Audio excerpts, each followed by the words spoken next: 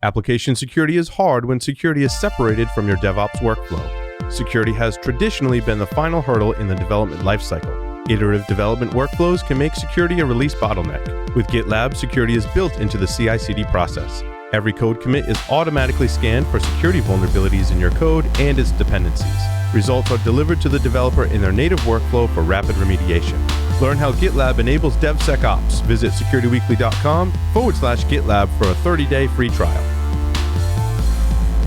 Welcome back to Application Security Weekly. I'm your host, Mike Shima, joined by Matt Alderman and John Kinsella. Learn how to conquer cloud complexity in our first Security Weekly webcast of 2021 on January 28th at 11 a.m. Eastern.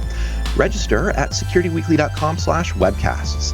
If you missed any of our 2020 webcasts or technical trainings, they're still available at securityweekly.com/on-demand. Speaking of missing things, if you did miss Security Weekly Unlocked last month, back in December, you can now access all of the content on demand, whether you registered before the live event or not. Just visit securityweekly.com/unlocked and click the button to register or log right in.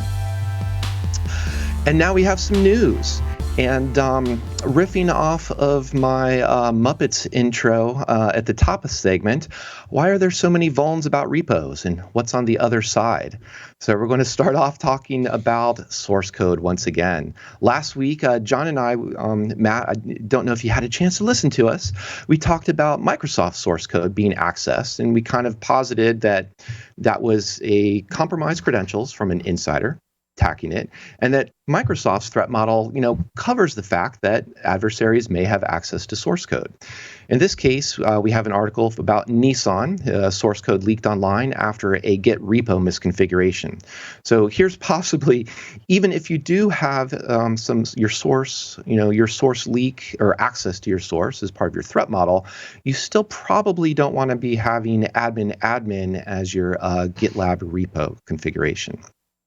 Yeah, well, so the Microsoft case is probably a little more advanced because, we talk about SolarWinds and all the underlying components that probably led to that source code breach, by the way. In this case, it's just a simple misconfiguration. And, I don't want to beat on a drum. I already threw the Buckeyes drum in there today.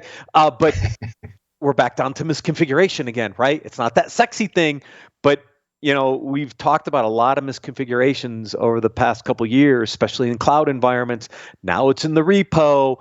When you misconfigure this stuff incorrectly and things get leaked, here we are again. Yep. You don't have to be worried about the nasty APTs, those threat actors, when you're just going to misconfigure a repo and make it public. And that's one of the things, too, is the question of what can GitLab, GitHub, for that matter, these types of cloud service providers do basically to make this harder. Because I know, what was it last year? Amazon made a change. It's actually for S3 buckets that you actually have to jump through a lot of hoops to make an S3 bucket public. And here, once again, is probably the same type of thing that these cloud with repo service providers could be considering as well, because these types of, even if you have admin, these types of misconfigurations are pretty consequential, at least from an intellectual property perspective. And we know GitLab's been doing a lot on the security front as a sponsor. They're bringing a lot of capabilities in. So my guess is they're looking at similar ways to look for some of these misconfigurations within the repos as well as looking at your code and all the other things that they're doing. So I would expect, if the capabilities don't exist, you'll see them very soon from some of these providers.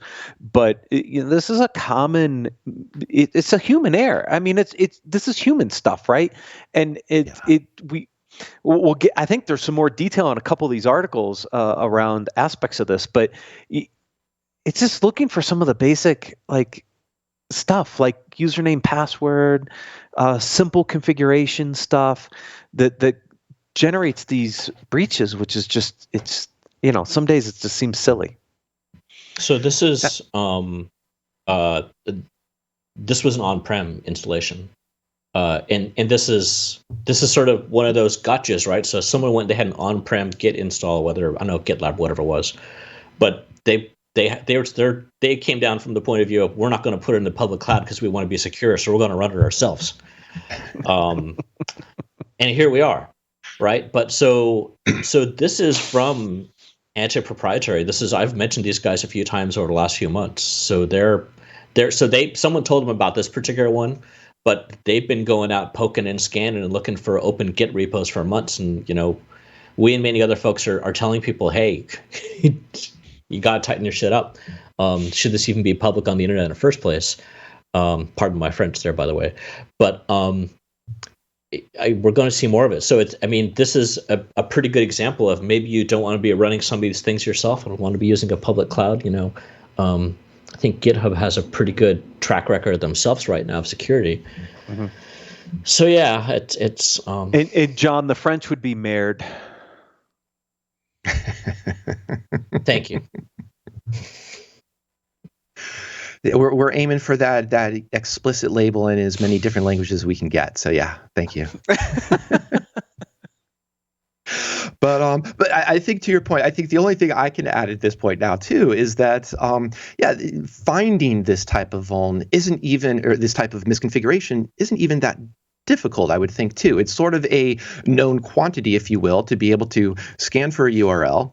Is this a common GitLab, GitHub URL, or a source repo URL? And can you throw in a dozen or so, common credentials? Yeah. Admin being kind of one of them. So yeah, it's a standard credential stuffing attack. I mean, it's like, is it open? Yeah. Okay. Let me just throw a bunch of standard credentials at it and see what works. Yeah. Done. Yeah, done. So that takes that's some open source. Basically takes 10 minutes of your time to stand up a scanner and go run for that. At the other end of the spectrum, what might cost you at least $10,000 of equipment and a little bit more time is some cool, speaking of, I believe, French researchers, looking at Google's Titan security keys. And again, this is a really neat write-up. It's a good 60-page write-up. So those of you who are in our Discord channel talking about having trouble sleeping, I'm sure reading through 60 pages of a security write-up can put you to sleep. Now, that's not to take away from the cool content within it, because what's neat about this is that it fits a couple things of the themes that we're trying out for this show. One is let's find out some examples of good security write-ups. This is definitely a bit long one for 60 pages, but it also does a good job of not only diving in some neat hardware, some analysis, as I mentioned, I think it was 10,000 euros, sorry, of side channel equipment. So side channel also speaks to me, but they also put it in perspective. So nothing about this research is that they're saying, we know how to not only take apart a Titan security key, but clone it, which is actually pretty impressive. So now you could actually take it apart. Admittedly, taking it apart is a bit destructive, and they say you'd probably have to have a third party, a 3D printed mount to put it back together so it's undetectable, so to speak. But now you'd actually have two security keys for the same account, which is technically shouldn't be happening here. But they're not saying that the sky is falling. They're simply pointing out this is the effort that it took. So you don't necessarily need to now change all of your threat models and say these types of FIDO U2F keys are broken. It's just that these are the particular cases and mechanisms that they can be attacked. And they're, I think, doing some incremental cool research about that. Yeah, I think in certain use cases, this is a really interesting vulnerability. If you think about federal government, you think about top secret programs where you're using hardware, FIDO keys to decrypt stuff. This is a really interesting threat model to think about. For most of us, this is probably not worth it because it's like, yeah, in order to get this, that's a lot of money, the cost to do it. Look, you can just use admin scans and get into repos. What the hell do you need to do this for? Right. Absolutely. So the one takeaway for me on this was, at first I'm like, okay, hey, this is sort of cool that someone did this. Second, who cares? But then third, I think, which is sort of coming back a little bit what you were saying, Mike, around the threat model. I think this might be interesting for some corps or for some larger orgs that, what does your policy look like when you lose or misplace a two-factor token? Do you say, like, I think I was saying to a friend, like, hey, you come back from the bars after a fun night out on Friday night, Saturday morning, you realize you don't have your keys with you. Okay, do you call the bar? Do you call work? Do you wait till Monday morning? What do you do? What sort of window do you have around that situation? Like, I mean, do you say, if someone misplaces a token, we have to have a way of reporting and locking it within 10 hours? Or I think that at least is a fun thought experiment around this. Yeah, and I think it's very specific use cases, John, right? Yeah. Is if you're an agency that happens to have a bunch of top secret data and your key's missing for a period of time, this is a potential attack vector, right? But I'm not sure it applies to most organizations. That applies to most, but it is topical because if we, as a callback to SolarWinds, this is exactly not exactly, but how FireEye discovered the initial compromise, or was alerted to initial compromise, was someone was registering a second authentication mechanism within Duo, and they contacted the employee and they said, "Hey, is this you within the authenticator?" And the employee said no. And lots of interesting patch cycles and news cycles have emerged just from that authentication point. So still a worthy thing to think about, as John was pointing out. Agreed. I think that statement ties into article number 3. The Russians have already achieved this through the SolarWinds hack. What do you need Hack the Army bug bounty for? Russia wins. Give them the prize. Well, it's only paying out in dollars and not rubles. So maybe they want to convert it to dollars, they have to sign up for the Hack the Army. But yes, great segue. Thank you, Matt. This is the third 3.0 Hack the Army. And I mostly pulled this out as a way just to talk about a little bit of the economics of bug bounties, and just kind of also pointing out how hacking or bug bounty programs are sort of evolved perhaps over time. There is in the announcement that back in November, when the Army announced this, they said, I think the first iteration only attracted 371 hackers and yielded about $100,000 in bounties. 2.0 in 2019 had 52 hackers, 146 vulns for $275,000. And so actually, in terms of the price per vuln, that's actually going pretty well. So what will be kind of interesting is just to see how many people participate. And from the participants' perspective, what is your ROI on finding a vuln? Is it, if you spend 8 hours, you're basically hourly rate for doing so. And that, I think, is kind of an interesting aspect, because we have another couple articles coming up about the economics, I think, sort of DevOps or economics of looking at cybersecurity.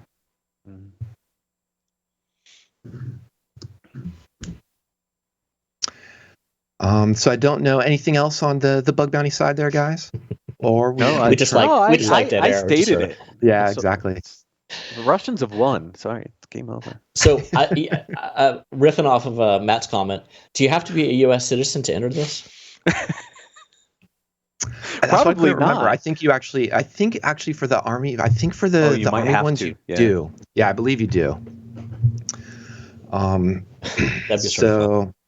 But with the Russians can just go talk to China about the OPM leak and do some impersonation about plenty of U.S. citizens. So, and there we go. We're breaking John. Sorry, there comes our E for exciting for this podcast. So talking about money. Sorry, John. I'm going to take us into this next one. I'll give you first shot. The poor software quality costs us. So here is sadly yet another PDF behind a registration wall, but we register so you don't have to, so we can talk about it. But this is from Synopsys and the Consortium for Information and Software Quality, basically saying poor software quality costs us, and they do have a specific, pretty explicit cybersecurity call out within it. So I don't know, John, if there's something here you want to tackle, or if there's a different angle that you had in mind. Oh, there's a few. One, Synopsys is a sponsor, and we're all big fans of them. Actually, I personally am. But I will say their co-authors are making this paper available without having to sign up, and I'll leave it at that. So, yeah, pretty pictures. There's one actually I really like on page 4. and it compares. It's a Venn diagram, or it could be technical debt 1.3 trillion versus cost of bugs 2.8. And obviously one circle is bigger than the other. So I think that's sort of, again, very visually, I talk visually, but that allows me to scan through these 68 papers. Well, this one's 46-page papers and gets to the chase. But I thought that, that sort of drives it home.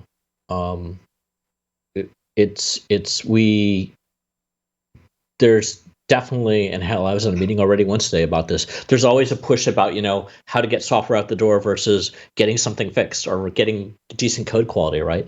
So I think it's good to take something like this to heart. I had never heard of this organization before. They have all sorts of good stuff on their website. So for folks out there, it-cisq.org, the Consortium for Information and Software Quality.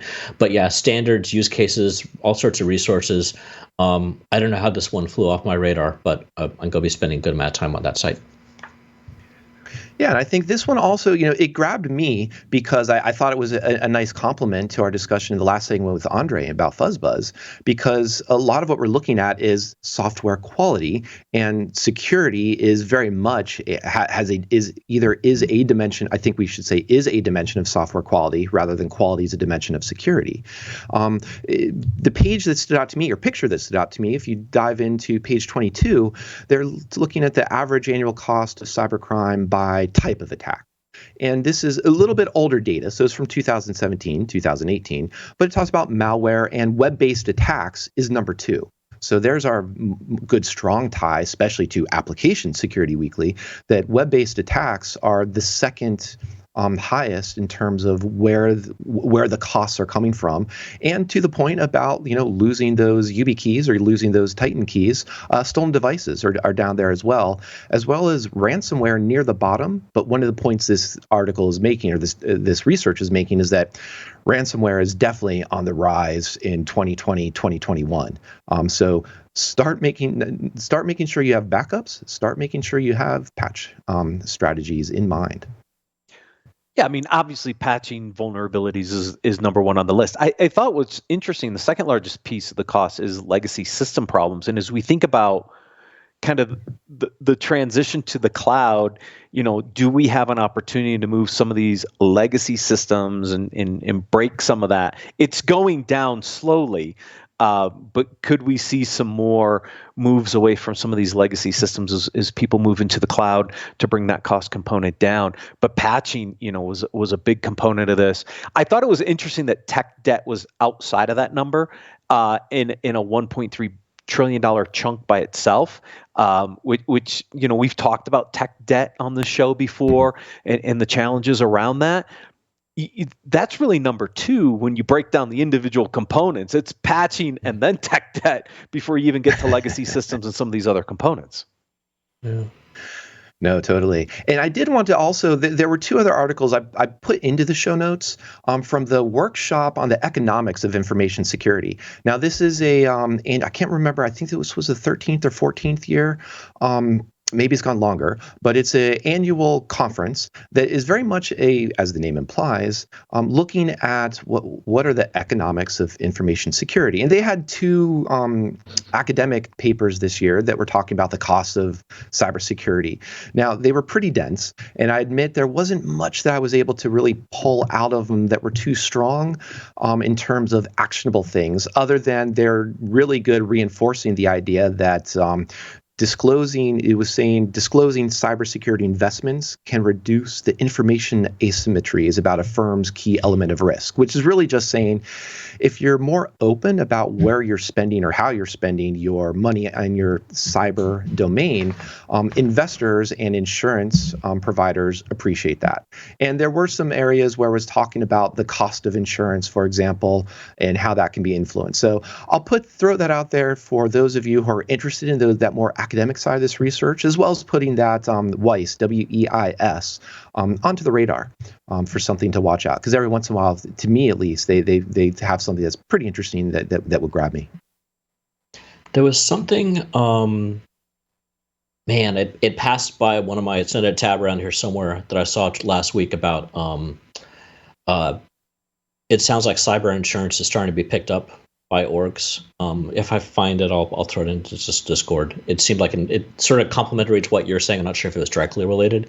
It was off Crunchbase or TechCrunch or something. But so I'm glad to see people are taking it seriously. But my worry then is once that's sort of identifying a problem, and they're obviously seeing a financial risk to it. Finally, but I hope they don't go and just say, "Oh, we're just going to pay for the insurance, not pay for the fixing the code." That's true. Yeah, and a lot of insurers are just adding basic cyber insurance coverage into their base packages now, which is why I think you're also seeing that trend go up, is because they're now kind of embedding just the basics in there. And really, at the end of the day, it's not enough to cover real attacks, but it's being added into some of these base policies. Yeah. And it was funny, actually. Oh, go ahead. Just riff on that a little more.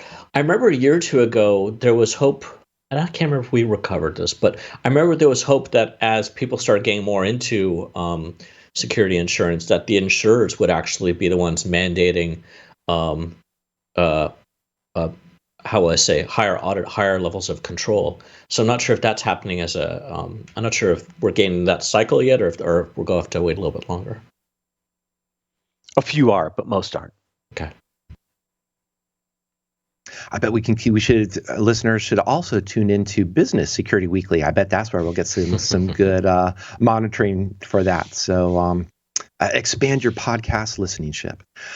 As well as you can expand your focus on 7 trends influencing DevOps and DevSecOps adoption.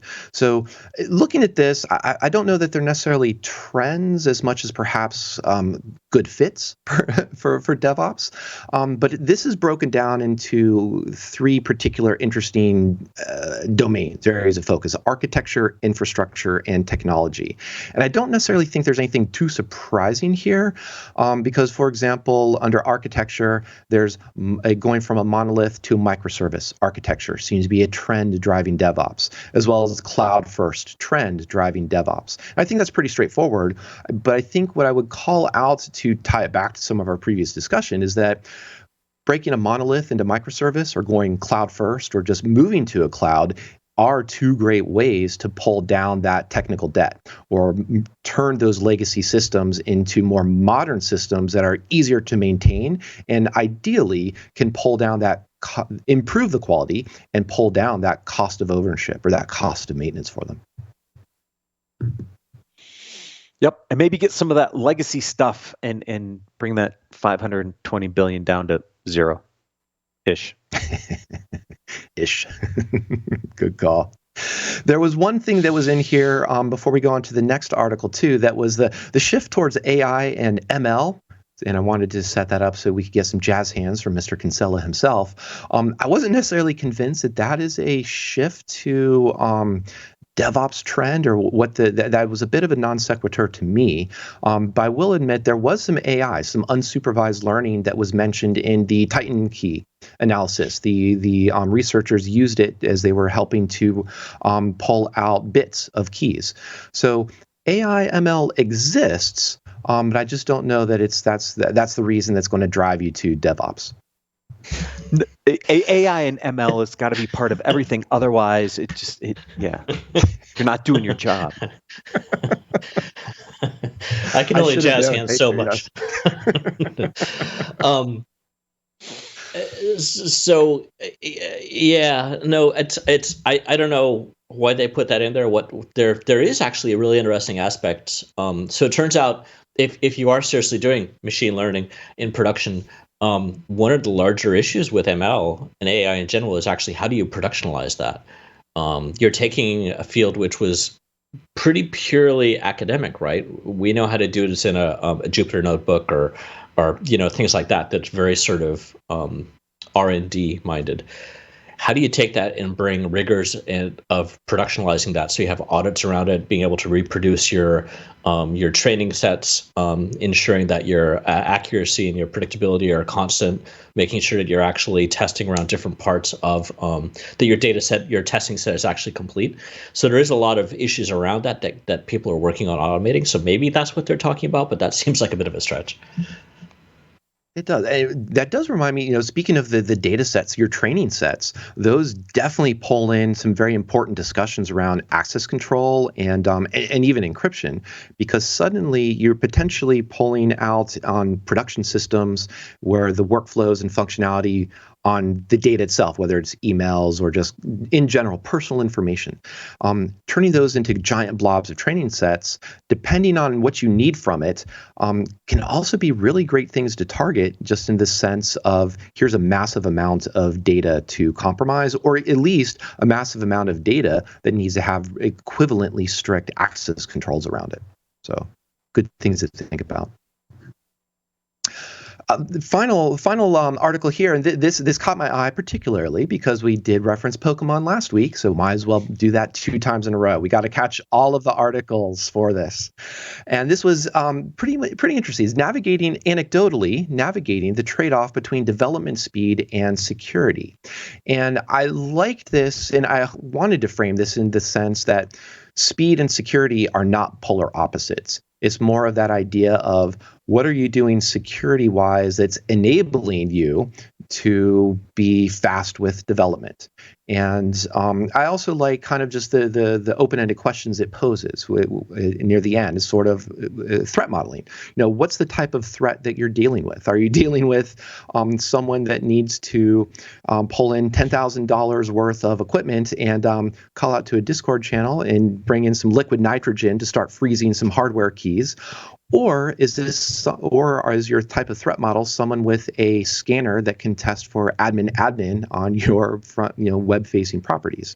So that ties into how likely is the exploit, what upstream protection does the company have. So these are just good ways of saying with the security team, sure, we're doing things fast. How worried should we be? And walking through those trade-offs, those kinds of threat modeling questions should hopefully help position this as just how worried should we be and go forth and write things quickly.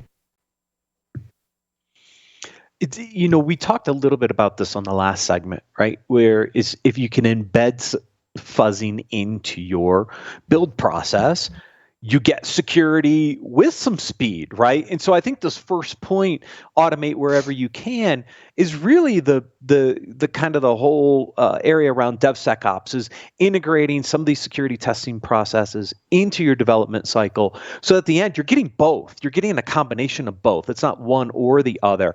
And I think this is where we have to continue to focus, which is why I asked a little bit around the friction side, right? If it's too much work for the developers to instrument the application to get the value out of the automation on the fuzzing side, then we're not going to improve security because we're not going to get anybody to use it. And so we have to continue to see that trend moving forward in the industry where we get some of the security testing for free through automation.